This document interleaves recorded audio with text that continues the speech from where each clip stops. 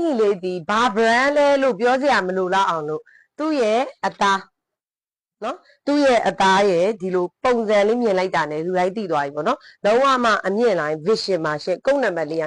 264တော်တော်လေးကိုလှတယ်မဖြစ်ဘူးကော်လန်ဘက်ကလေးကိုမှပန်တိုလီနင်ချီဖို့ဒါကိုပန်တိုလေးအဲ့တော့အသားကောင်းလိုက်ပါမေးစရာမလိုတော့မျက်စိမြင်တဲ့လူတိုင်းသိသွားပြီနော်အသားကောင်းလိုက်ပါမမေးနဲ့တော့လီနင်ချီဖို့လုံးဝမှအကောင့်အသားလေးလုပ်ပေးထားတယ်ဈေးနှုန်းလေးက19000ကနှစ်ထည်မှ3000ခွဲအပြင်ပေါက်ဈေးနဲ့ဆိုရင်တစ်ထည်ဝဲတစ်ထည်လက်ဆောင်ဈေးပဲရှိတယ်နှစ်ထည်ကနေစပြီးတော့ယူပေးရမယ်လက်ကားဈေးပါနော်နှစ်ထည်ကနေစပြီးယူပေးရမယ်စိုက်ကကြိုက်တဲ့စိုက်ကိုမိုင်းတို့ရွေယူ44နေ46ဆိုပြီးလာတယ်အယောင်လိုင်းကမဖြစ်ခုပြပေးမယ်အယောင်ကတော့လုံးဝပေးမရွေပါဘူးဆိုတော့မဖြစ်လို့ဒီလက်ကားဈေးရောက်တာမဟုတ်လို့အပြင်ပေါက်ဈေးဆိုရင်အနည်းဆုံး28500 3000ကျော်လောက်မှာပေါက်ဈေးရှိလိမ့်မယ်နော်ဒီလိုအသားမျိုးဒီလို cheap rock